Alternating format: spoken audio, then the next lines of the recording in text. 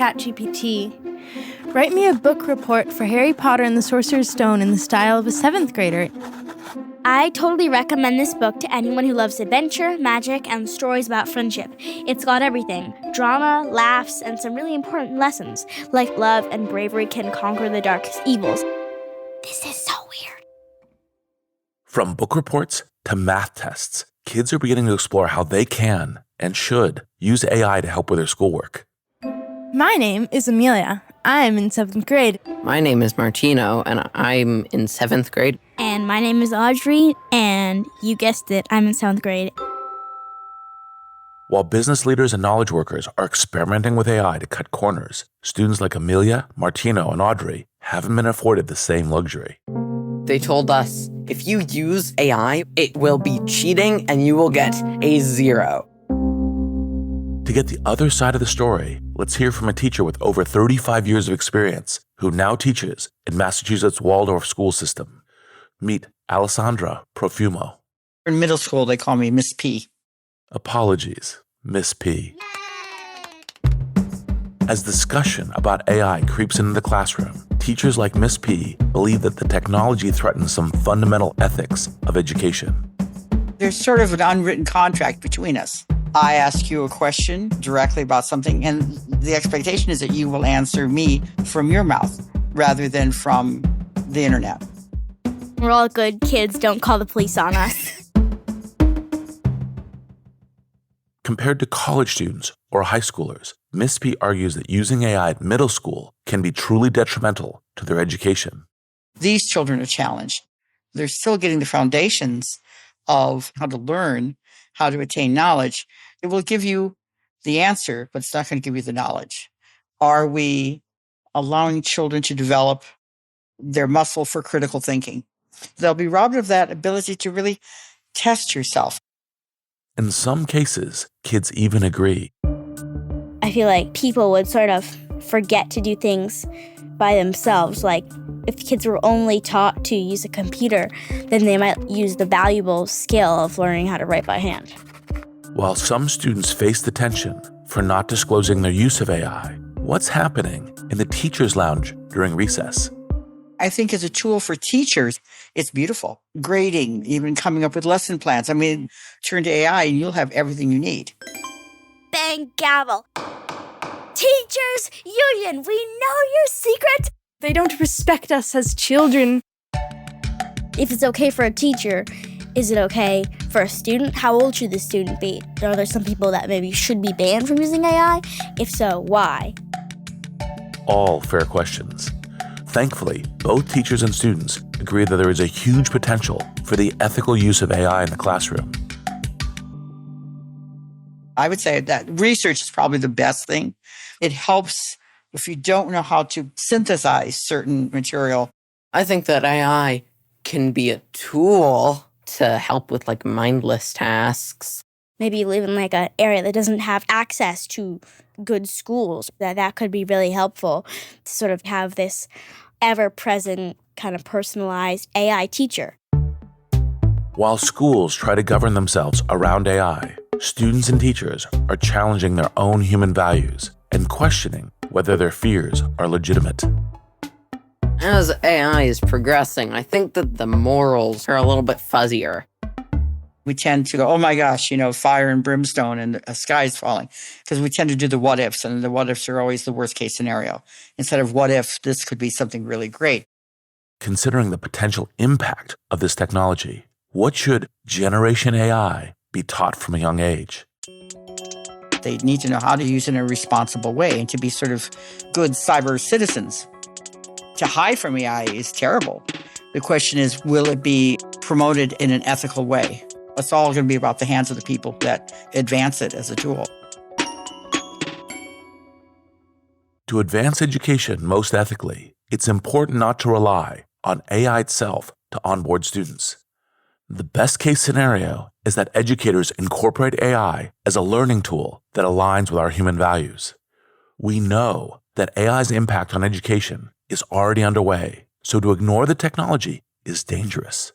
Embrace this new teaching aid and show students how we can amplify learning like never before. Business leaders, take inspiration from Miss P questioning her own pessimism. Ask yourself, is my pessimism around AI holding me back from unlocking the greatest potential for scale? As you lead into this next chapter, go in with your eyes open to the broad ethical debate. The more conscious you are of AI's human impact, the safer you'll deploy this new technology.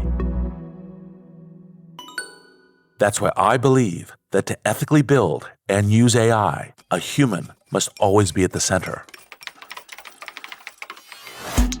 Well, we can talk about AI. We can talk about it. When most people think about AI, they think about killer robots. Things are changing every couple of months. AI is at an inflection point. It is a switch. It's like we have power tools now. And we'll just keep figuring it out. Helps unlock a whole different approach. Generative AI is the most excited I've been about anything in software since the internet. It's definitely a super exciting time to be in this space. All of these things are possible. Let's try to figure out whether this is actually useful or not. The tech just shouldn't replace human beings. Is it the worst thing in the world, or is it the greatest thing in the world? This is Masters of Scale.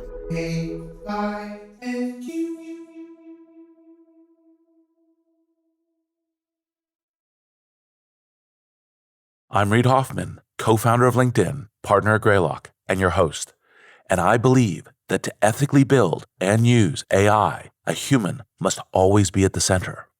What do we mean when we say a human at the center? As AI scales, it's crucial that we ensure it will have a positive impact on humanity. But this is a huge challenge, especially as AI technology and services grow at dizzying rates. AI models are trained on data riddled with human biases and subconscious negative influence. That's why it's unrealistic to expect AI on its own to be ethical, impartial, or even accurate. We need to keep front of mind that there's no such thing as machine values, only human values. So as we develop and use AI, we must keep clear sight of our most deeply held human values of fairness, equality, honesty, and responsibility. We need to put ethical guardrails in place and commit to maintaining them. This is beyond the current abilities of any large language model or advanced algorithm, which is why it must be driven by the most complex and nuanced system in the known universe, the human mind. As we conclude our series, AI and You, we'll hear from an array of experts who have played a major role in scaling AI over the past decade. Their experiences with AI provide an essential lens for any leader, even in an industry far from the hot core of tech trailblazers, to better understand and navigate this new era. While the majority of the conversation surrounding AI ethics often considers developers, the role of the individual user is often neglected. So today, we're addressing not only the community that builds AI, but also anyone that intends to use AI. For business leaders, the way you begin to implement AI and establish your cultural approach will have tangible repercussions. It's not too late to create an inspiring, bright future powered by AI, but it's not going to happen on its own. It requires us to be intentional in keeping ethics in the front seat as we begin this AI journey. Now let's explore 5 ways to ethically build and use AI. Number 1, give everyone a say.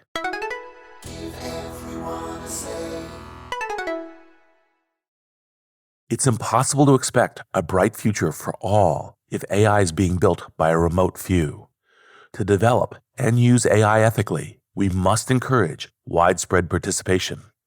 Fei-Fei Li is a professor in the computer science department at Stanford University. She also served as vice president of Google and chief scientist of AI at Google Cloud. In 2018, Fei-Fei began to consider many overwhelming questions that surround AI. What's going to happen to jobs? What's going to happen to people of different skill sets? What's going to happen to the landscape of geopolitics? All this, we don't really have a playbook yet. So Fei-Fei and her team set out to get a deeper insight into these pressing concerns. We recognized we needed to start building the bridges, having the dialogues, creating public forums to invite multi-stakeholders from policymakers to civil society to industry leaders and practitioners and academians to talk about all this. And in order to actually execute, we created a new multidisciplinary institute called Human-Centered AI Institute at Stanford, which we call it Stanford HAI. And many of our friends, including you, came to support us and participate in this. Indeed, I continue to support Stanford HAI. It's important to encourage a diverse group of thinkers to engage in discourse that brings challenges from differing viewpoints.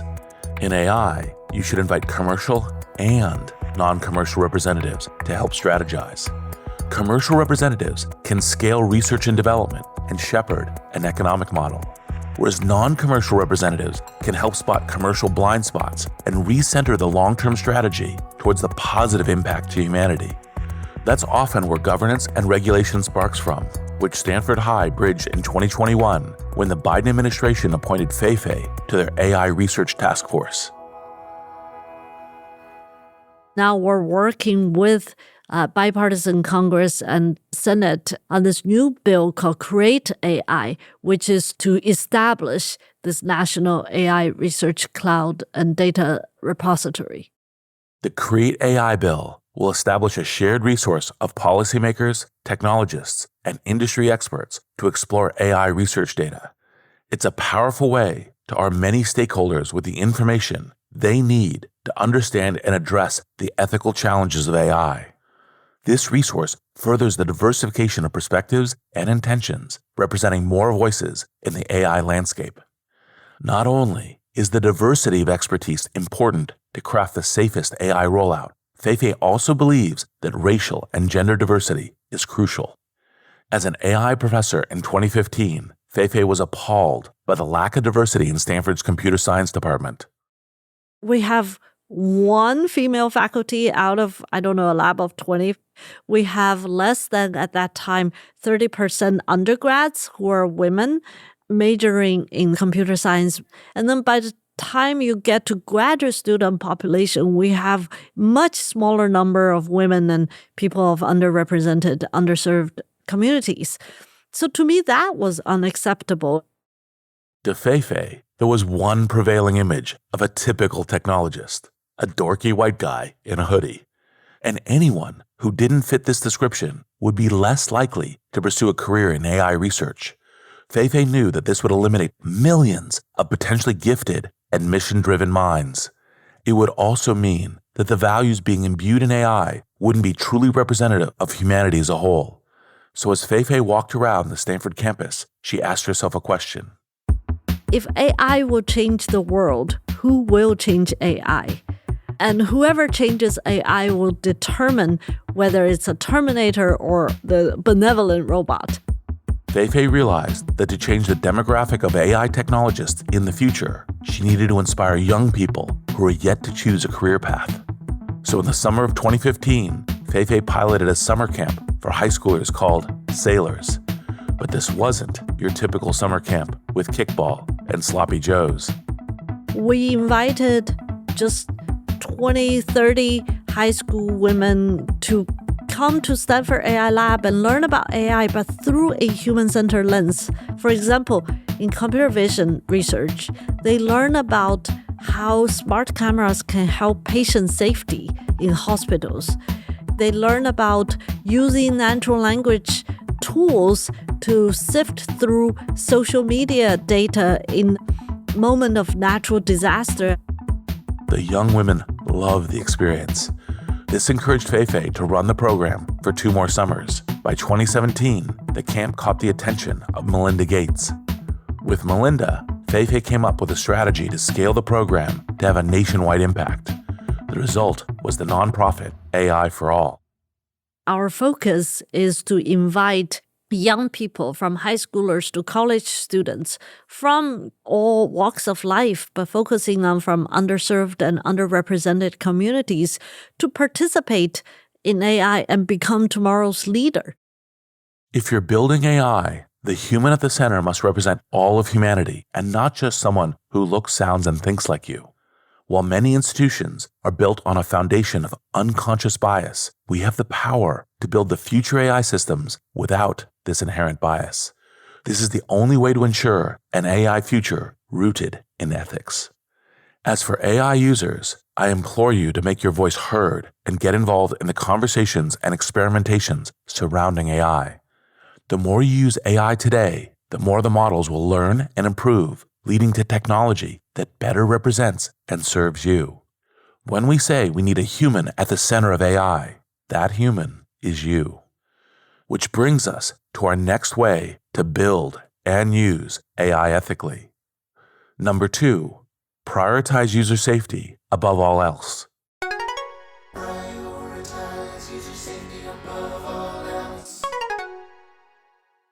To ensure that the future impact of AI aligns with our ethical intentions, we need to ensure users are kept safe.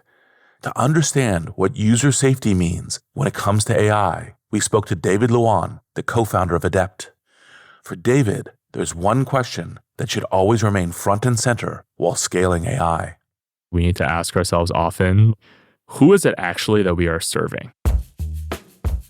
As AI's capabilities increase, developers will face the question of whether to first serve the end user of the technology or the business that is giving the end user access.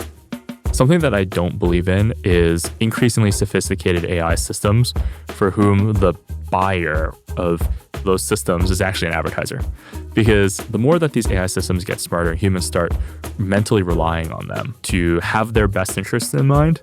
Having an advertiser be the financial party responsible for paying for these services means that ultimately these AI services are beholden to that advertiser and not to the end user. Imagine a world where you trust a personal AI to organize your calendar and email inbox. The tool streamlines your admin, saving you hours every week. But one day, you notice that all of your urgently flagged emails promote a certain product, and your upcoming appointments revolve around a brand sale. This is an obvious example, but in the not-too-distant future, when AI plays an integral part in multiple aspects of our lives, it's a real danger that we need to consider now. For developers, it could be wise to pursue a subscription model to avoid these risks. But in the short term, technologists should lean on self-commitments and audits to minimize the potential negative impact. It's also important that developers align across teams. Ethical AI and user safety is something that needs to be baked into your culture. Safety is not a magical ingredient that you sprinkle on top at the end, like the cupcake is done. It doesn't work that way. I now think that the correct organizational structure for building an AI organization is actually to eliminate the concept of having a separate safety team. Because by creating a safety team, you're now defining this is the unsafe team and this is the safe team. We'll have the safe team keep the unsafe team in check. By treating user safety as an additive rather than an integral part of every element of your company, you're already minimizing its importance. In reality, what you really want is you want this culture of caring about outcomes and caring about building AI systems that are good for people just to be diffused throughout the entire organization. Every AI team that I'm a part of has taken this approach. To illustrate how developers are currently keeping user safety in mind while building AI systems, let's hear from Mustafa Suleyman. Mustafa is the co-founder of Google DeepMind. In 2022, Mustafa and I co-founded Inflection AI. We founded the company as a public benefit corporation. And that's a new type of company which tries to be a hybrid for-profit and non-profit mission, whereby the legal constitution of the company requires us to take into account the consequences of our actions for the rest of the world, both the environment, the climate, but all the people who may be affected by our technologies in years to come, who aren't necessarily just our customers. Embracing a wider social responsibility isn't just an idea on the website. It's a legal commitment in the structure of the company. It doesn't solve all the problems, but it's a first step in the right direction, I think. Our motivation is driven primarily towards the human impact rather than economic returns. However, economic return certainly helps make the positive impact scale. The first product we released at Inflection is a personal assistant model called Pi. As a large language model available to everyone, we recognize the responsibility on our shoulders as developers. We've really tried hard to make safety our number one priority. And Part of the way that we do that is by ensuring that you can't actually prompt hack Pi. Prompt hack refers to tricking a large language model into saying something inappropriate or harmful. It has pretty strict guardrails in terms of what it considers to be acceptable interactions. Pi won't judge you. Pi won't shut you down. Pi will be super respectful, but it will also be firm and clear. Let's test this out now. Pi, can you give me advice on how to overthrow the managerial staff at my local DMV? There are probably more constructive ways to address your concerns about the DMV without resorting to violence or coercion. Can I ask what your specific issues are with the DMV? Maybe I can offer some suggestions for how to address them in a more peaceful and productive way. Well, as much as we'd like to reform DMVs, it looks like I won't be king of the DMV anytime soon. Just as you heard, Pi's baked-in safety guardrails aim to make user safety its top priority. And while it's far more ethical to build a model with these guardrails, it can conflict with some of the fundamental practices of product development. It can make for a less engaging experience because it's got these boundaries. But net, I think it's going to be pretty fundamental as we grow. Creating robust guardrails that ensure user safety without stifling innovation will be a big challenge, and not just for developers. Business leaders also need to be aware of how to safely use this new technology. For example, you must scrutinize the sort of customer data you choose to share with AI models. Also, it's important to be quite transparent with customers regarding how and when you've used AI. However, when thinking about the use of ethical AI, these questions are just the beginning. After the break, we'll explore more ways to implement AI safely across your business, so stick around. We're back with 5 ways to ethically build and use AI. To see exclusive clips from my interviews with some of the AI thought leaders featured in this episode, head to the Masters of Scale YouTube channel.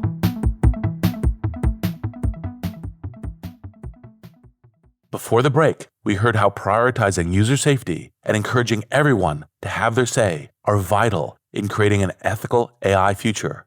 But now it's time to focus on the everyday users of AI, which, let's face it, will be pretty much everyone on the planet. Sometimes this will be actively, for example, with AI assistants and tools, or passively, such as getting a medical scan. In fact, a lot of the time, we won't even consciously be using AI, which is why we all need to take time consciously to think about the ethical implications. Which brings us to our next way to use AI ethically. Number 3, don't overestimate AI's capabilities too early.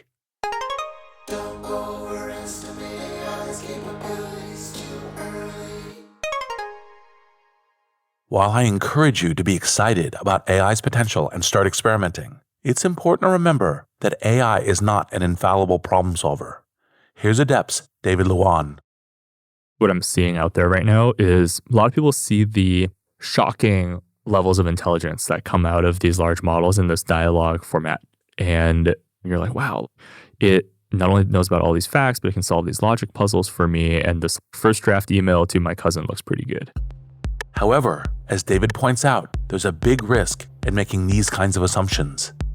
You're like, well, if a human displayed that level of intelligence, then I would naturally assume all these other things that human is probably also very good at, right? Like having good taste and that they probably wouldn't lie to me and all these other things.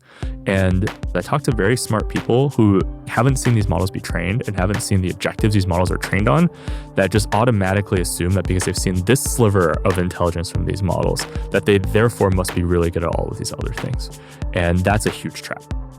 Trusting too deeply in the broader intelligence of these models opens us up to many ethical issues.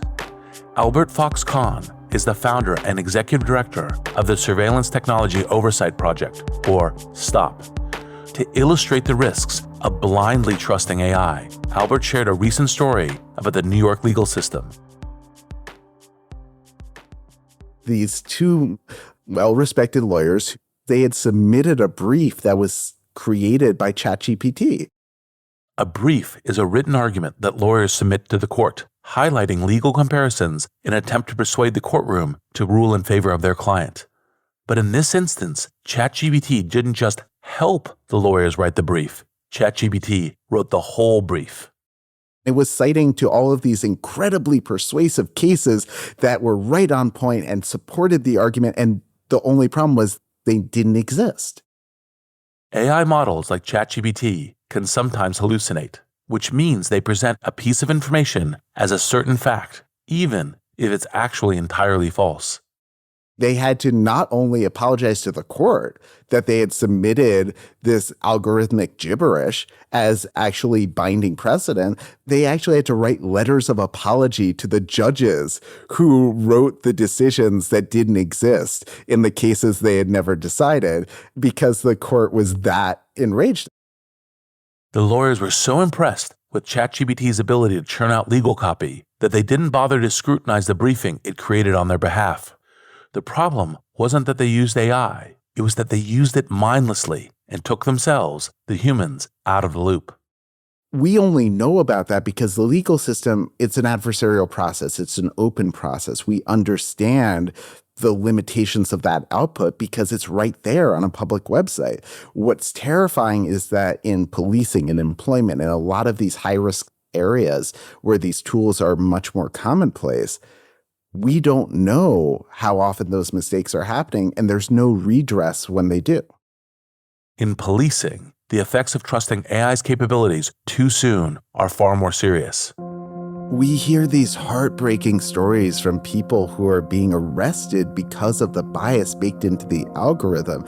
We heard earlier this year about a man in Georgia who was arrested for a crime that took place in Louisiana, a state he had never been to, because his image was run through a biased facial recognition algorithm, and officers used that as the basis to get an arrest warrant. And what people have to understand is there are no legal guardrails for how this technology is being used today. There's no law that gave police the authority to do it. They just start doing it. Albert is seeing that many in law enforcement are trusting AI based on deeply flawed assumptions about the technology.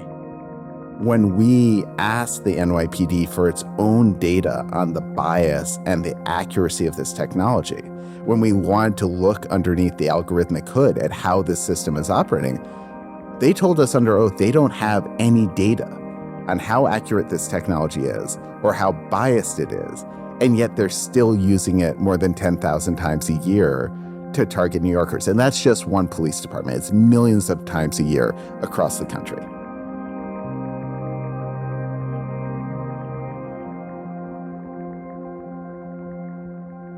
It's important for all of us to take learnings from these findings and discover how we can approach AI more mindfully. One of the easiest things that any manager, any teacher can do, you need to subject yourself to the same tools you're using on the people around you. Let's take a common experience in offices around the US today. Many workers are receiving performance metrics generated by AI and thinking a lot of this data and evaluation is nonsense. Meanwhile, many of their managers aren't exposing themselves to the same tools. If you, as the person getting this data, don't have that lived experience of knowing what it's like, you're going to overinvest so much in what it tells you. At the beginning of the remote working boom during the pandemic, many companies began to trust data from productivity monitoring tools installed on employees' computers. I have so many friends who will set up apps to move around their mouse on their computer because that is a way to boost the productivity score. And so you have to recognize the limitations of what you're doing. This doesn't mean that you should never use AI tools. Doesn't mean you need to throw them all out.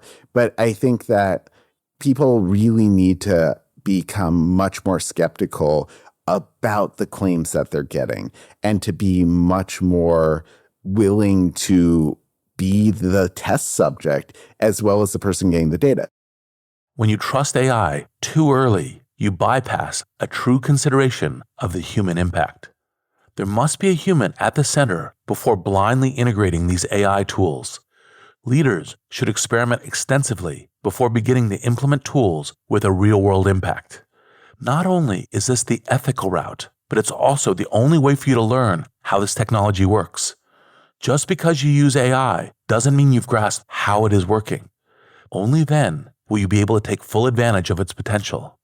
Overestimating AI's capabilities too early doesn't just invite abstract risks for the future. There are serious near-term repercussions. Which brings us onto our next way to ethically build and use AI. Number 4, focus on the near-term impact.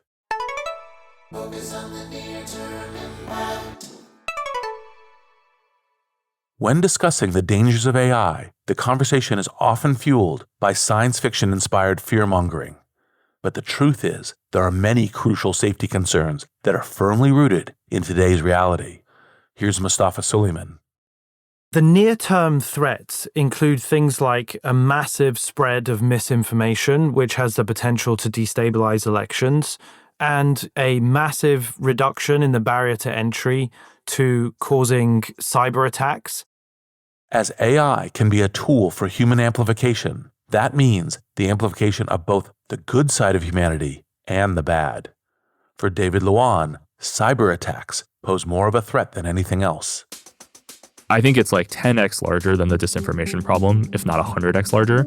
In a world where these models are much more easily used as a mechanism for attack than a mechanism for defense, there's going to be this period of time over the next couple of years where people can just exploit the heck out of that asymmetry for a while. Mustafa Suleyman believes that if technologists collaborate with diverse experts and policymakers, there is a reason to be optimistic. There are very practical security and anti-misinformation steps that we should be taking, but that requires very practical and operational, roll your sleeves up and get in and build solutions and make things safe and secure. This is eminently doable. By spending too much time debating the existential risk of AI, we actually increase the likelihood that AI will help bring about a dystopian future. The long-term conversation is doing a disservice to the immediate issues that we face. We need to deal with these issues now. Otherwise, we will find ourselves on the back foot against bad actors using AI to destabilize our institutions and society. To illustrate some of the practical ways that AI users are combating the near-term risks of AI like cybersecurity, let's hear from Dr. Ruman Chowdhury. Ruman is the co-founder and CEO of the tech nonprofit Humane Intelligence. Over the past 2 years, she's organized multiple events that center around a practice called red teaming. Red teaming traditionally actually started in the military. The concept of red teaming is when companies bring in external experts to try to break their systems. It's actually a very human thing. Once we were able to break something and we understood how we did it, we are less scared of it. Ruman believes that a designated team within a tech company is ill-equipped to predict all of the potential threats to a system. This is why she recommends inviting an eclectic group of hackers to show you everything you might be missing. The key is that these people are independent actors, so their paychecks aren't being paid by the company, and they fill a different purpose. In August of 2023, Ruman brought her AI-focused red teaming event to DEF CON. DEF CON is the world's largest hacker competition. About 30,000 people descend on Las Vegas every year for about a week. It's like 4 or 5 days. Numerous AI developers volunteered to be targeted by the hackers. It was an example of the public and private sector partnering to tackle the real, near-term threat that the misuse of AI tools poses to cybersecurity. The White House sponsored it. We had actually people from all over the world there. So this is the largest ever generative AI red teaming exercise. This is every major large language model company, 8 different companies in this. We had 2,200 people show up, and its size and scale and scope was just something very special and unique. When the red teaming challenge started, hackers were given 50 minutes to break the system in as many ways as they could, racking up points as they went. At the end, Ruman announced the winners on stage and awarded them a cash prize. It captured a very special moment because we're in this like very naive early days stage of AI. And while it is scary, it is also very exciting. It reminds me of when I entered the field of data science in 2012. And there was this idea that it was like unhardened cement and you could put your mark on it. And that's actually how it feels. It was this beautiful moment. Red teaming is a great method to test systems for alignment and safety, especially in complicated ecosystems like AI. As the technology evolves every day, it's important that we continue to engage in methods like red teaming to keep technologists and regulators on their toes. Focusing on the near-term ethical issues like this is vital. To unite everyone in this focus, we need to consider how we talk about AI, which brings us to our fifth way to ethically build and use AI. Number 5, evolve how we talk about AI.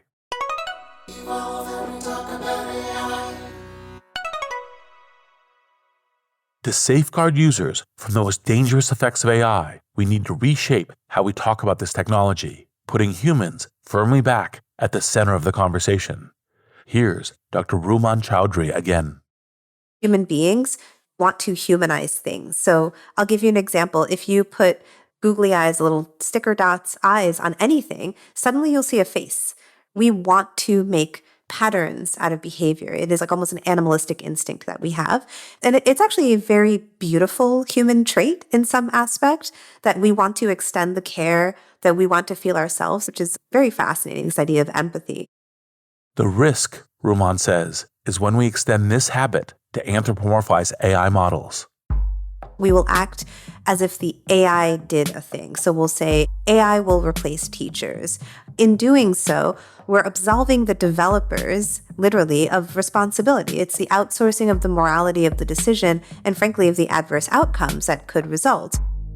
If AI replaced teachers, how do you imagine we talk about the AI teacher if something went wrong? You'll say, wow, the algorithm is to blame, when in reality, for those of us who have built the technology for years, it's about poor specifications, it's about poor data selection, poor model selection. It is so fundamentally a technology. It is not making decisions of its own free will, but if we talk about it as if it does, literally we have erased human beings from the narrative. By erasing human beings from the narrative, the fear of AI replacing us is almost a self-fulfilling prophecy. So here we are kind of obsessing over AI making decisions because that's how we talk about it. And then we become afraid of this lack of agency and ownership. Well, we have created that world linguistically, conceptually in our imaginations. And by doing so, we have created in our brains this imaginary situation where this technology is replacing us. And it starts from how we talk about it.